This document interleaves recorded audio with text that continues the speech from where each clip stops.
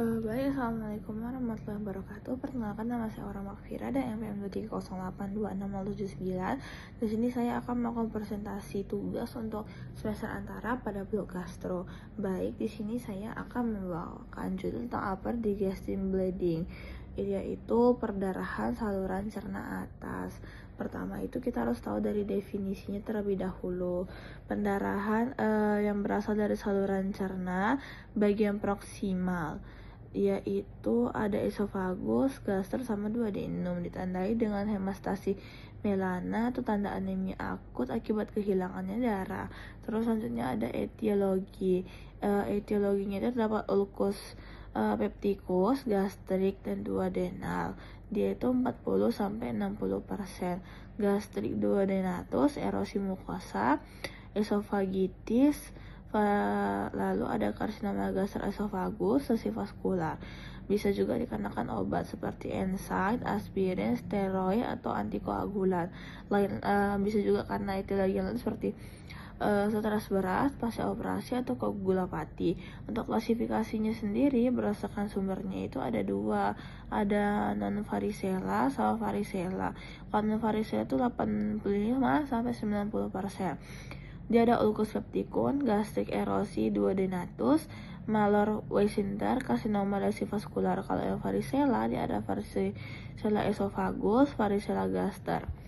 Terus untuk faktor resikonya sendiri itu ada ulcus pepticus atau gaster kronik, penggunaan NSAID, aspirin, atau kortikosteroid, inflamasi Helicobacter pylori, konsumsi alkohol merokok, penyakit hati kronis, hipertensi portal.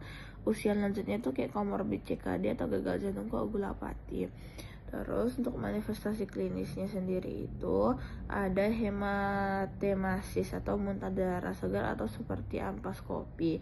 Juga ada melana, tinjanya hitam, lengket, berbau khas. Ada juga hematokozia. Biasanya juga bila ada pendarahan yang masif, tanda anemia akut, lemah, pucat, pusing, sesak, dan takikardi. Shock hipovolemik, juga hipotensi, takikardi, kulit, dan oliguria. Terus selanjutnya ada diagnosisnya itu kita mulainya dari tata laksana. Tata laksana pertama itu ada resusitasi atau stabilisasi. Pastikan ABC-nya 2 akses IV besar, cairan kortikosteroid atau IR atau NaCl 0,9%, transfusi PRC bila HB-nya itu 7-8, target HB-nya itu 7-9 pada penyakit jantung, targetnya itu 8-9. Terus ada koreksi koagulopati, trombosit jika perlu. Ada terapi non farmakologi. Terapi farmakologi awalnya itu ada varicella, dia jika curiga ulkus atau gastritis. PPI dosis tinggi, dia itu ada panoprozol 50 mg IV bolus, lalu itu diberikan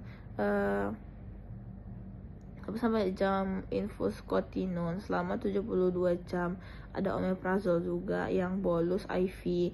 Terus kalau yang varicella curiganya itu ada hipertensi portal, jadi kasih oktorteroid 50 mg IV bolus, lalu 50 mg per jam infus selama 3-5 hari. Dia bisa dikasih antibiotik kayak ceftriaxone 1 mg IV per harinya selama 5-7. Itu ada PPA tetap dapat diberikan. Terapi endoskopi setelah stabil dikasih injeksi adrenal 1/10.000. Terus ada hemokolip, terapi kombinasi bila perlu. Inversi lanjutan, dia tuh kayak nilai ulang endoskopi bila pendarahan berlanjut, embolisiasi, angiografi bila gagal terapi endoskopi, operasi bila pendarahan tidak terkontrol.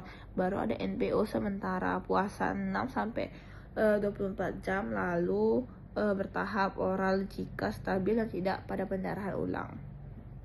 Terus ada komplikasi, dia itu ada shock hipovolemik, aspirasi, pendarahan berulang, organ difungsi seperti ginjal, hati juga bisa terjadi kematian. Terus untuk edukasi pada pasien, yaitu kita bilang untuk hindari obat yang dapat memicu pendarahan seperti NSAID, aspirin, steroid tanpa anjuran dokter, hindari alkohol dan merokok, patuh minum obat terutama BPI sesuai resep, kontrol rutin dan evaluasi bila tanpa gejala berulang, segera ke fasilitas bila sakit munculnya mual, muntah, darah, BAB yang hitam. Ini untuk referensi yang saya gunakan. Mungkin sekian dari saya. Assalamualaikum warahmatullahi wabarakatuh.